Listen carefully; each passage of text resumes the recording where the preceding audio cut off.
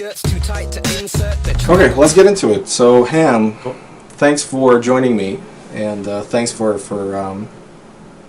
this opportunity, I guess. So, my subscriber base is obviously not as big as some other guys, and I've just started myself a few months ago, I think a month and a half or two months ago with motorcycle videos, and I think that's when my channel started to get a little bit more traction. But I've been inspired by a bunch of guys, obviously, on YouTube, and I noticed, I started watching you, I'm not going to lie, maybe about 2 months ago or so. Yep. I haven't seen your videos before then, but I watched your very first video. I was like, wow, that's quite interesting. I haven't seen too many videos from Australia, so I'm like, wow, I'm definitely going to subscribe and keep an eye on that channel. Well, thank you very much. Well, you've joined somewhere around end of 2012, beginning of 2013 or something like that? Yeah, I started the channel. By the way, is this the start of the video? Yeah, I guess so. Yeah. Okay, so before we actually start, I've got to play my theme song. Cool. Because wouldn't be a ham video without a bit of music.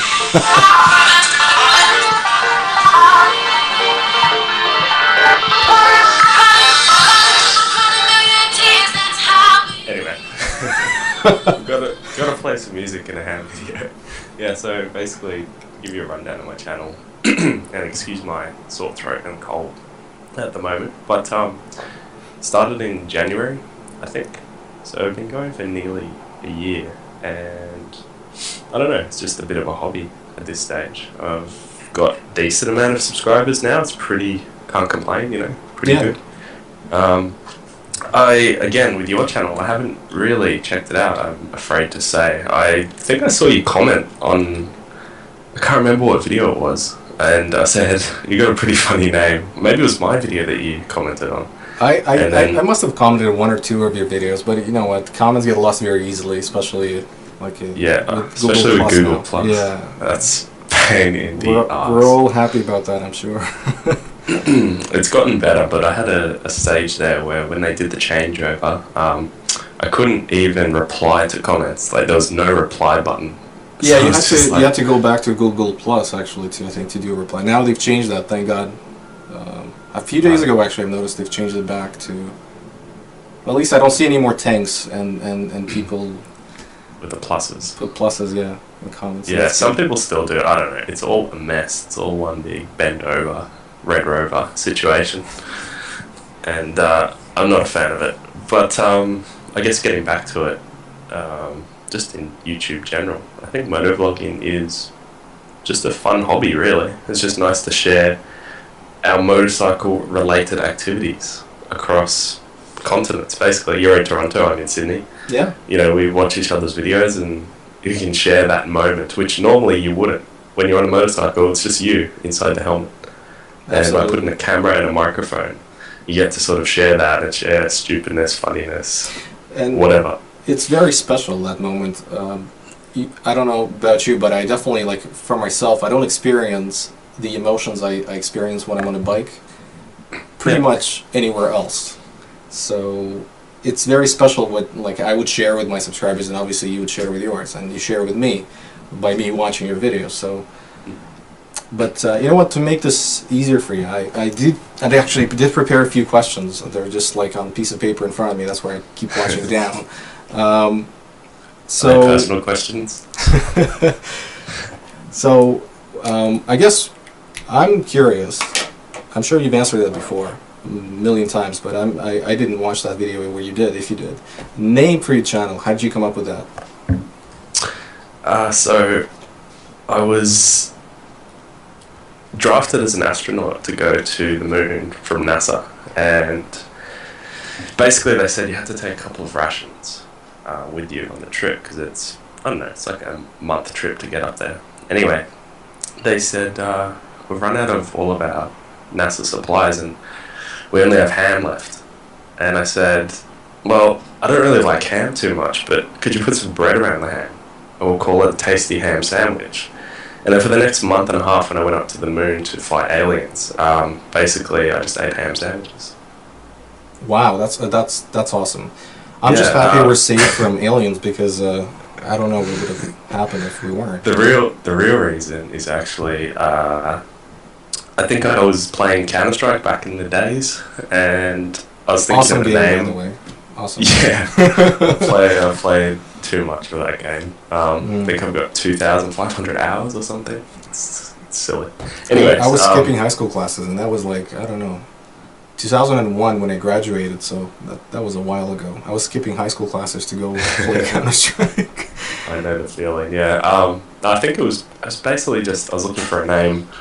I picked Ham, and I used Ham as my online name, and then, I don't know, somewhere in the middle, I decided to start riding motorbikes, and then I decided to start motovlogging. And I tried to type in youtube.com/ham, and of course it was taken. So then I tried to type in ham sandwich, and it was taken. So then I was like, tasty ham sandwich. And then it worked. So that's pretty much it. Nothing special. It's just all the other names were taken. Yeah. I don't know. That's a segue. I don't need to talk about it, but I'll just kind of a quick segue into what I did. I had to pick like 5 different YouTube names. I wasn't happy with them. I ended up closing the channels, reopening just for the name. It was quite ridiculous. And then I'm like, okay, you know what?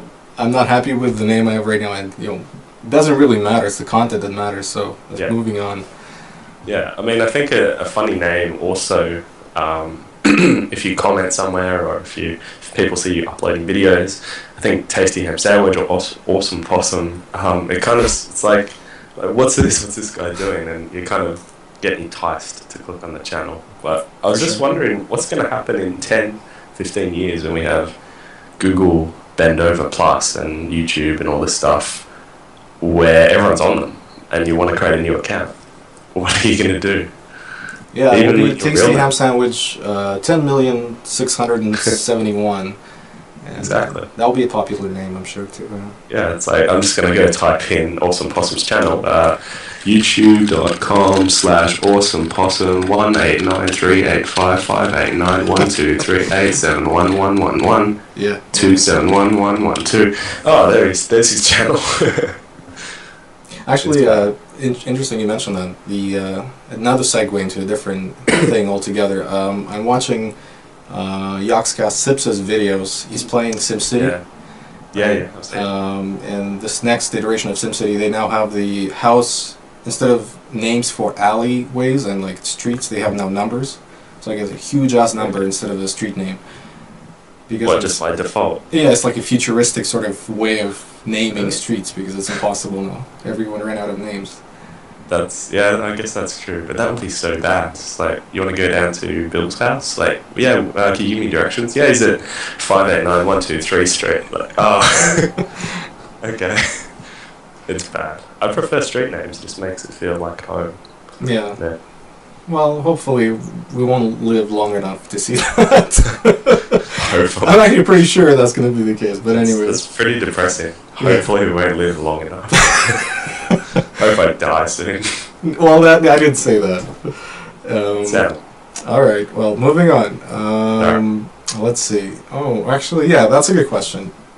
So your winter in Sydney and Australia in general is June through August. Yes. And I looked up... That's the way it should be. Yeah, of course. And you're right on the right side of the road, of course. Correct side of the road. The correct side. Correct side, yeah. I looked up, it's +8 Celsius, +8 degrees Celsius, about, 60, 64 Fahrenheit? I guess so. Do you ride during that time, or do you just park your bike? So I don't know about you guys in the uncivilized world, but no, I'm just kidding. Here in Australia, we don't have off seasons. It's always riding weather. So the coldest it really gets in Sydney is probably like 2 or 3 degrees Celsius, which I'm not sure what that translates. I guess I can Google it right now. You don't need to. We're on Celsius here, so I actually don't. Oh, okay. So I don't understand Fahrenheit. To me, it's just a number. I need to. Sorry for the US people watching. go to Google. Type Google, in. Google Plus.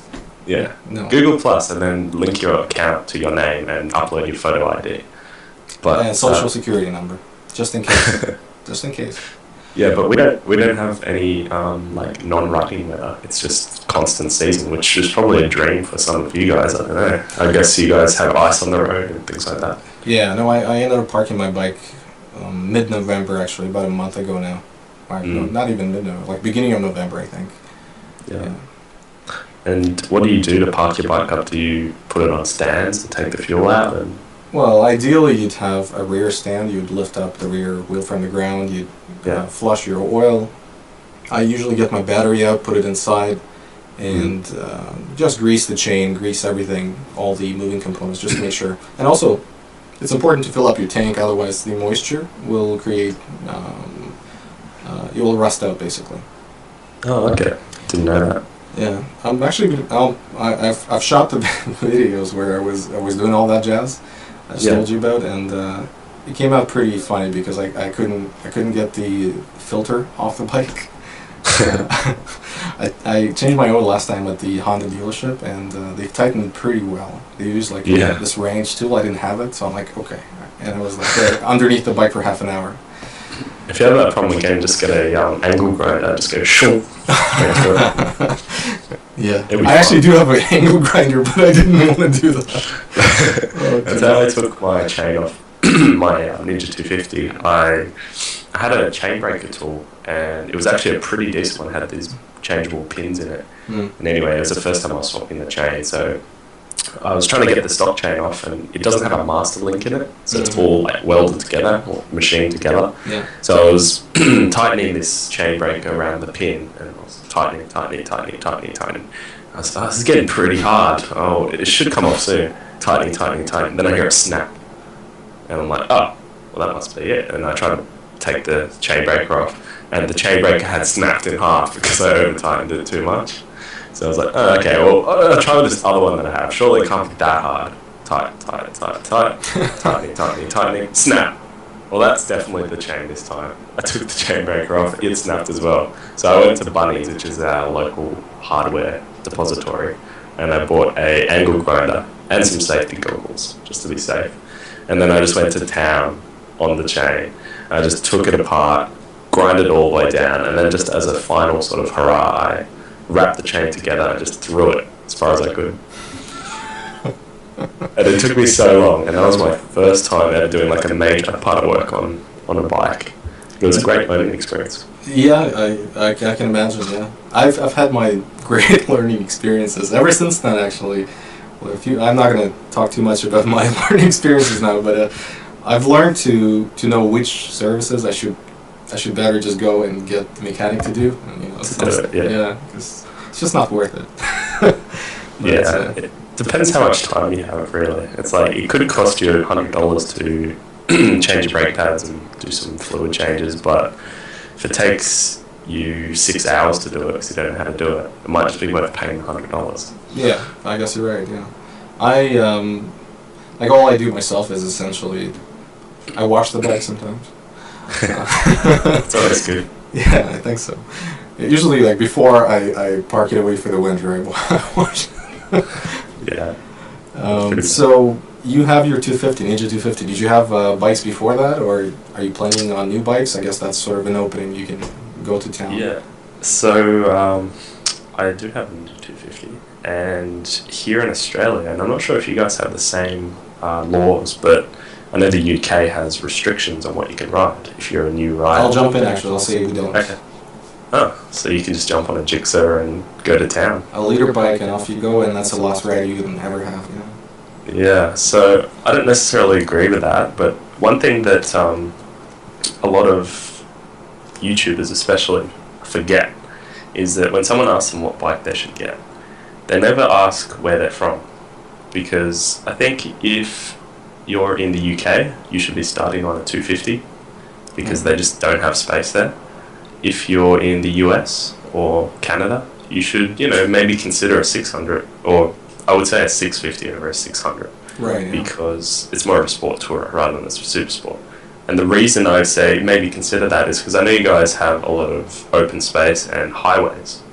And a lot of your traveling to and from work will be on a highway doing, 120 kilometers an hour or 80 miles an hour. And at 250, honestly, it's not that fun, even on 100 km/h roads.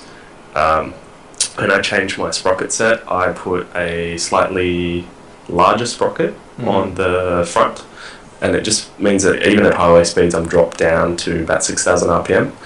But even on this bike, it doesn't have that much power at those sort of speeds, and it's not that fun. It's not that fun. 250 revs high, so I had a 250 myself for almost 2 years, the CBR 250.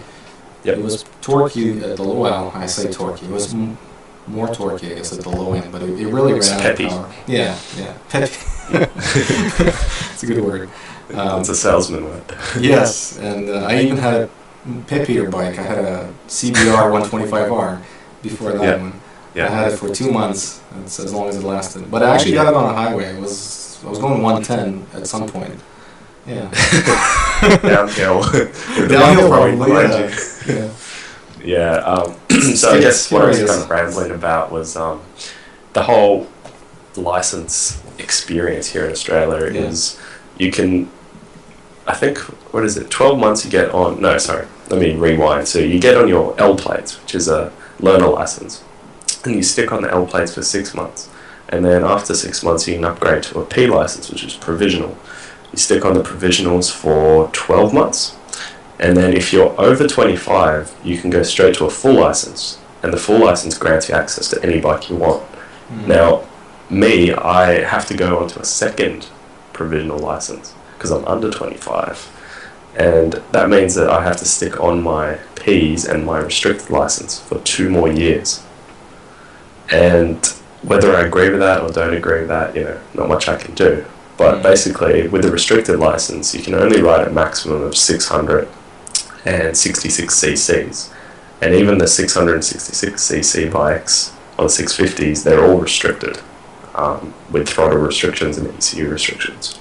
So in regards to what bike I possibly could be upgrading to, the only thing I'm considering at the moment is a 650, and it would be one with a restrictor. Now whether somehow that restrictor accidentally falls off while I'm going around a corner, it could happen, but I'm not going to say anything official. Yeah, well, that's actually pretty sad. I didn't know too much about it. I did know about the learner's license and like a next iteration. I didn't know it was restricted by age. I thought it was like, okay, well, you get it, you ride for a year, and then you can move on. Yeah, so I'm talking about New South Wales here, which is where Sydney is the state of New South Wales. It's slightly different in the different states. It's very similar in most states, but I think in Western Australia, which is obviously Western Australia, they don't have any restrictions, so they're sort of like you guys. But also they have massive open roads out there because they're sort of in the outback. So it kind of makes sense. Okay, I guess it depends also where you register the bike. If you register it elsewhere, you can. Yeah. Well, you see, what I'm limited by here in Canada is more. Well, actually, more specifically in Ontario, the insurance is killing everyone. And as soon as you move up to a 600, or as soon as you move up to a super sport bike, you pay double. So I'm paying $60 a month right now for insurance for my 500, and I used to pay $60 for 250 as well, actually. So I didn't even jump in insurance. If I were to go to a 600, I'd be paying about $200 a month.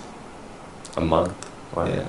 So. And do you guys have comprehensive and third party and all the different tiers of insurance?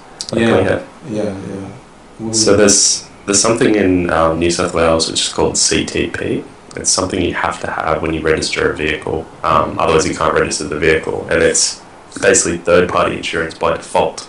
So if you crash into someone and they get injured, the CTP covers you against their injuries. Right. But then there's also the different tiers, so you can pay above that and you can get third party theft, which means if you crash into somebody, it covers their car damage.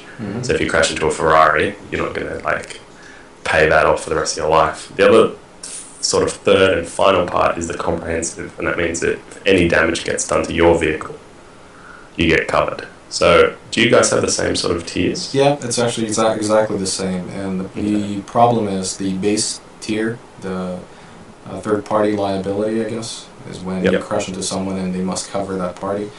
I guess due to insurance fraud, people have abused it quite a lot, and the price has just skyrocketed. It's like I said, it's only in Ontario. As soon as you move out of Ontario, there are 12 provinces you can pick and choose.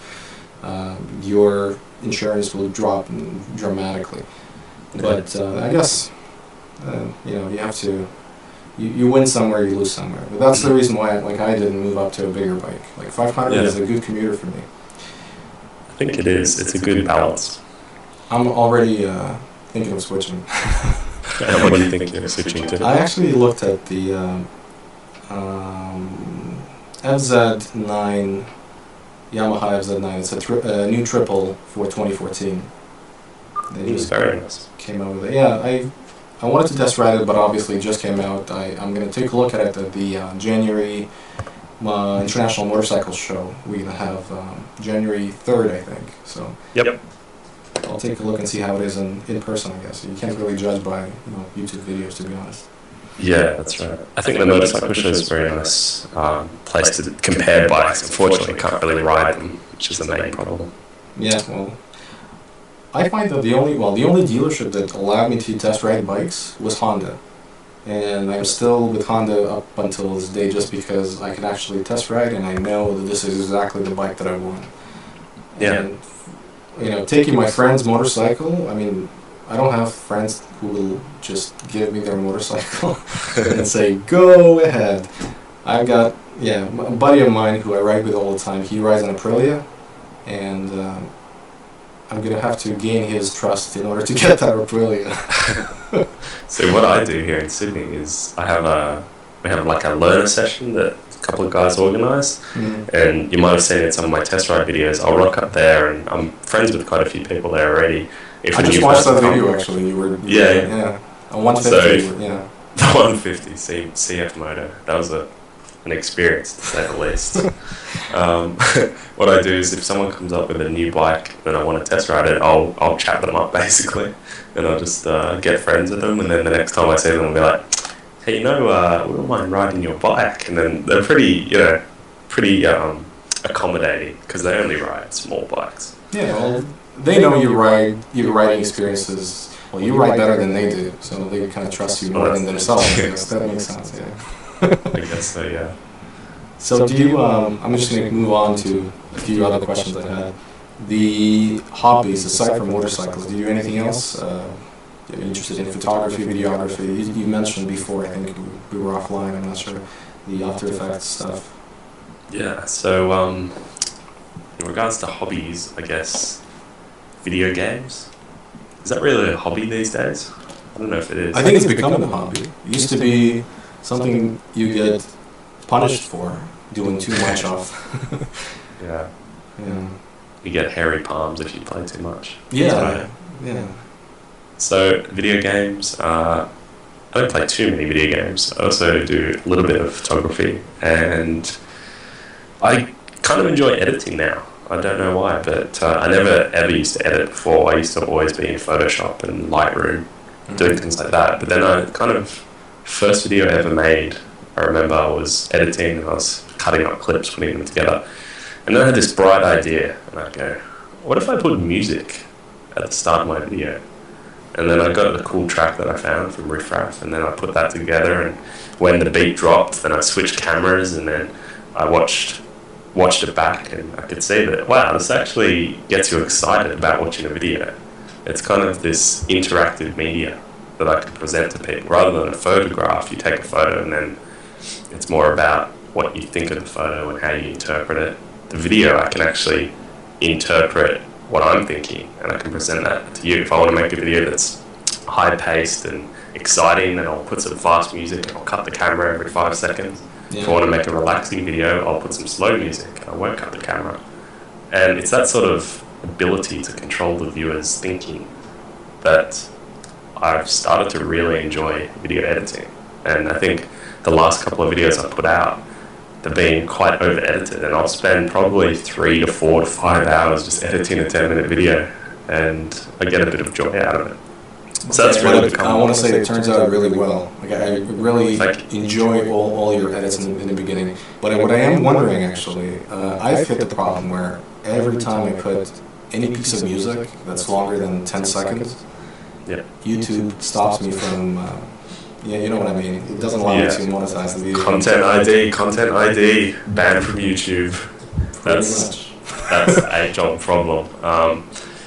So I don't know if I should be discussing this, but I will. Basically, what I do is I'll look at some music and I'll try and find the same version on YouTube. And if you have a look at the music video and you look down in the bottom right of the video, there's a little link that says buy it now on iTunes. And that link is only there if YouTube has it in their content ID system. So if you go to a video and it's not there, 90% chance that YouTube won't pick it up as copyright. And that's sort of how I get around it. Now, I actually do use a lot of free and indie music as well, because not only do I find it interesting, but it's also free in YouTube, free to use in YouTube videos.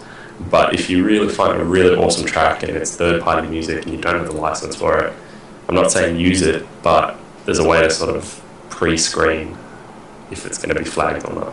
And I've been caught out by that in the past, so I'm not going to say I'm an expert or anything, but that's how I sort of judge it. Yeah, well, that's a very good idea. But you know what? Anyways, even if you don't end up monetizing the video you've spent, 5-6 hours in making, it's still a definite, I guess, like an anchor for your subscribers to hook onto, because it turns out really well. Yeah, thank you. Well, just for the record, I actually don't monetize. I think I have one video that's actually monetized, which is the CBR crash video, and I'm in front of my computer right now, so why don't we check out my analytics live on the air. But I can tell you that the money that I've made from that is nothing to be. You don't have to tell me.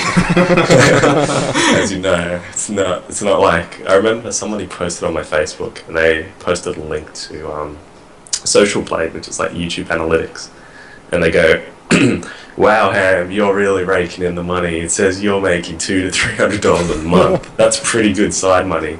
And I said, dude, not only do I not monetize, but I swear to God, if I do, I'd probably get $1 a week, if that. It's terrible money. Yeah. But I'm going on analytics right now. I'm going to tell you how much I've made. Actually, no, I can't. I just realized that's against YouTube terms of service. But let's just say it's from anywhere from $10 to $15. I know you don't need to tell me. And for those of you actually, now I'm sort of talking to all of you guys who are watching this in edited format. If you're thinking, actually, I've heard someone else said that before, but I'll probably repeat someone else's thoughts. If you're thinking to make money by doing motorcycle vlogs, try something else. But if you're enjoying doing motorcycle vlogs, definitely get into it, because I think it's a very fun experience, and it's a time well spent while you're doing nothing really, but you're controlling your bike. So might as well talk. I think it's like I said. Excuse me. You're sharing a moment on the bike which you normally wouldn't share. I think that's what it's all about. I totally agree.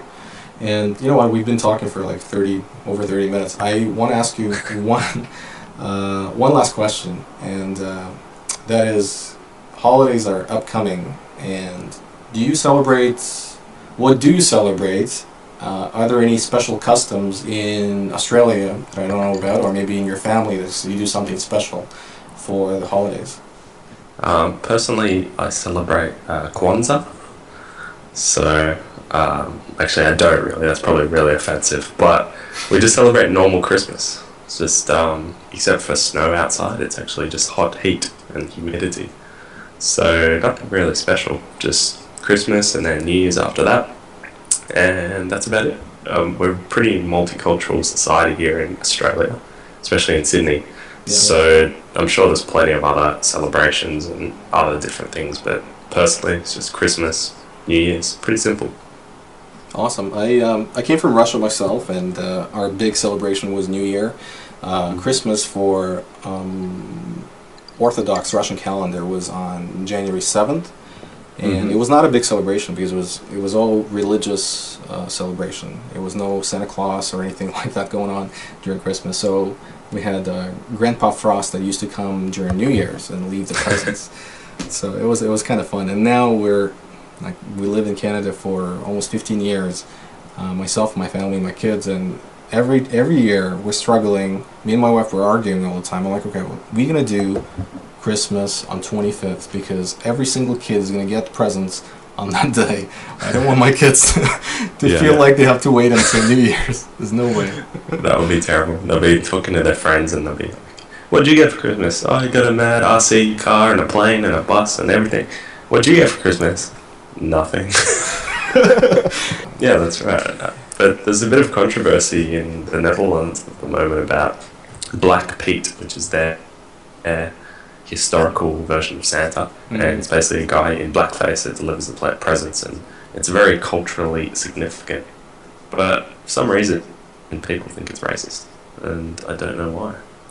It's just this overthinking of everything nowadays. Oh, all this socialist bull crap. Yeah, I'm with you there. I lived in a multicultural society in Russia. I came to Canada. It was even more so. So I'm definitely with you on that. So I guess we can close this out. Do you want to wish anything to millions and billions of people watching this video on YouTube? I just want to wish them happy Kwanzaa and a fruitful New Year's, and don't make any stupid New Year's resolutions like I'm going to lose 100 pounds or I'm going to get rich. Just do it now. Don't wait till the new year. Absolutely. Well, thanks a lot, Ham, for joining me, and I will tune in again sometime and have wonderful chat and talk about more things. Sounds brilliant. Thanks a lot. Cheers.